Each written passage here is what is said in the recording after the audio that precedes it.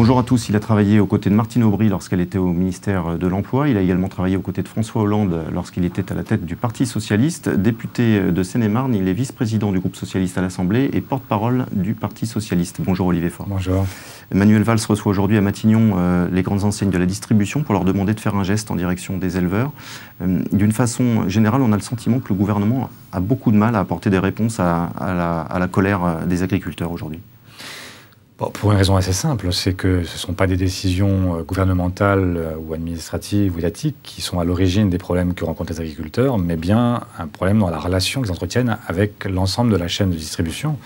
Et donc c'est un problème de prix et non pas un problème de subvention ou un problème de réglementation. Et c'est ce qui explique qu'aujourd'hui, Manuel Valls reçoit la grande distribution à Matignon pour les amener effectivement à ne pas casser le monde agricole comme ils sont en train de le faire aujourd'hui. Ouais, le moment est venu d'un grand pacte, comme le réclamait Xavier Belin ici même vendredi dernier, un pacte entre distributeurs, industriels de la filière et producteurs.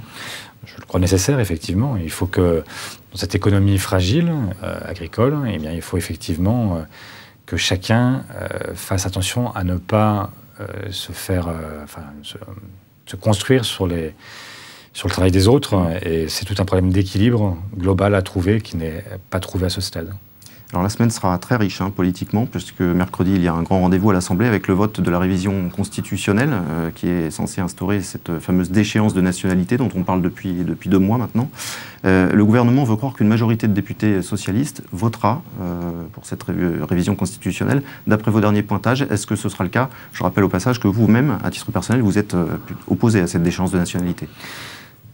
Bon, moi je ne fais pas de pointage, donc je ne sais pas ce qui se passera exactement, mais je pense qu'effectivement il y aura une majorité socialiste pour voter la réforme telle qu'elle est proposée aujourd'hui, puisque le gouvernement a fait de nouvelles avancées en acceptant l'idée qu'il n'y ait pas de distinction entre les Français, quelles que soient leurs origines.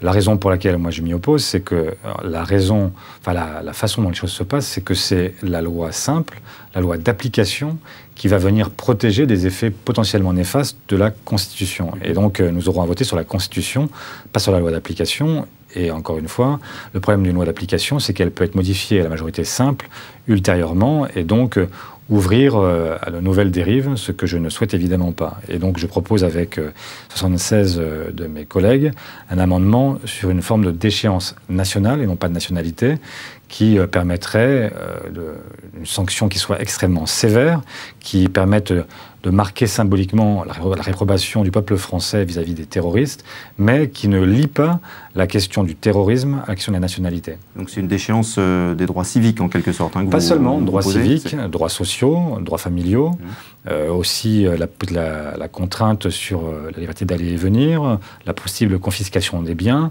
et puis l'interdiction d'un certain nombre d'emplois civils, militaires, publics, privés. Ouais. Le gouvernement semble ouvert à cet amendement ?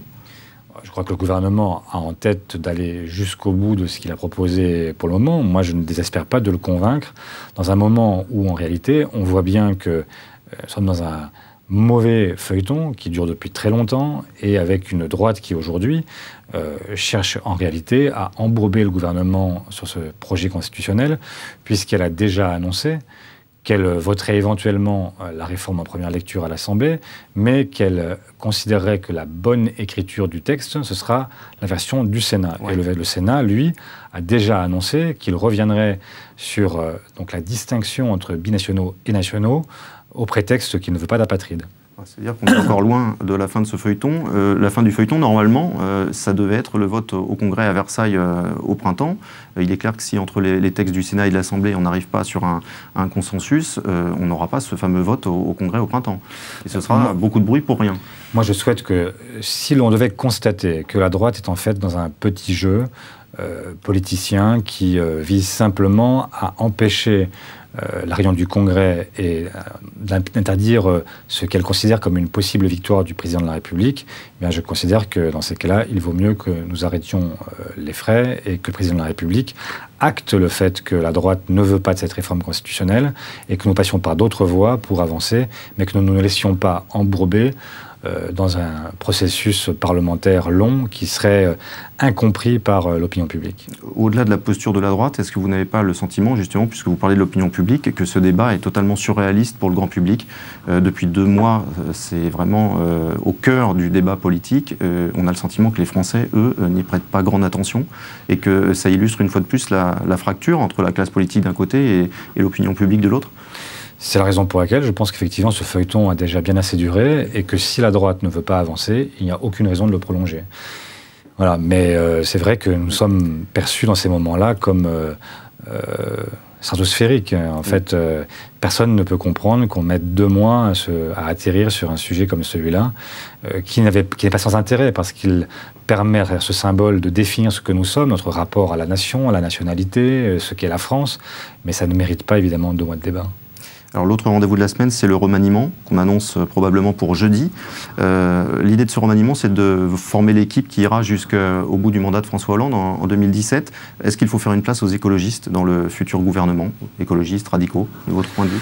Moi, je le souhaite. Je souhaite qu'on ait un remaniement qui permette d'illustrer ce qu'est cette majorité dans sa diversité. Et donc, si nous pouvions effectivement avoir des femmes, des hommes qui sont l'illustration de cette diversité, ce serait parfait. Vous imaginez une Cécile Duflot au gouvernement après les propos qu'elle a tenus hier sur le Premier ministre? Je ne la crois pas volontaire. Non. Donc, mais ça ne nous a pas échappé. Non. En tout cas, les propos, je rappelle quand même qu'elle a parlé à propos du Premier ministre de bulldog aboyeur. Ces propos augurent mal d'une grande union de la gauche en vue de 2017. On sent quand même que les fractures sont profondes au sein de l'ex-majorité présidentielle. Il y a 2 façons de voir les choses dans ces moments-là. Il y a ceux qui pensent que, effectivement, la fracture est telle qu'il est inutile de faire le moindre effort. Moi, je crois au contraire que quand on voit la fracture s'élargir, il faut tout faire pour la réduire. Et donc, pour moi, les prochains mois doivent servir justement à construire cette belle alliance dont Jean-Christophe Cambadélis a parlé et qui doit, bien sûr, ne pas être exclusivement liée aux partis politiques. Il ne faut pas accepter un dialogue qui serait exclusivement partisan, mais à travers ce dialogue que nous voulons avec la société tout entière, renouer aussi avec nos partenaires et créer un mouvement qui puisse être tel qu'il ramène tout le monde autour de la table et que nous puissions ensemble envisager l'avenir. C'est la seule solution si nous voulons parvenir à avoir notre candidat au second tour de l'élection présidentielle et éviter ce qui serait une catastrophe pour la gauche et qui la renverrait pour longtemps dans l'opposition au profit d'une droite qui n'a rien perdu de sa morgue, qui a aujourd'hui, de Juppé à Fillon, en passant par Sarkozy, un projet qui est un projet de nature thatchérienne et qui serait véritablement problématique pour les millions de Français que nous entendons défendre. En vue de 2017, est-ce que vous êtes favorable, à titre personnel, à l'organisation d'une primaire pour choisir le candidat de la gauche? Oui, moi je suis favorable à une primaire de toute la gauche, parce que la difficulté aujourd'hui, c'est qu'on a dans ceux qui se disent partisans de la primaire, un certain nombre d'entre eux, je pense aux communistes, je pense à Clémentine Autain, qui n'ont de cesse de rappeler quelle est leur volonté, c'est-à-dire une primaire non pas de toute la gauche, mais une primaire qui se limite à ces partis qui sont alternatifs au Parti socialiste. Et donc une primaire sans le PS, à gauche, ça n'a aucun sens. Il faut effectivement une primaire de toute la gauche. Caricaturalement, on dit de Mélenchon à Macron, qui n'est pas candidat, mais ce qui permettrait effectivement de trancher entre les différentes sensibilités de la gauche et d'avoir un candidat unique qui permette de nous donner toutes les chances d'être présents au second tour et de gagner l'élection présidentielle. Ouais, ça donnerait quelques beaux débats en perspective en tout cas. On n'y est pas encore. On n'y est pas encore. Merci beaucoup Olivier Faure, à bientôt. Merci à vous.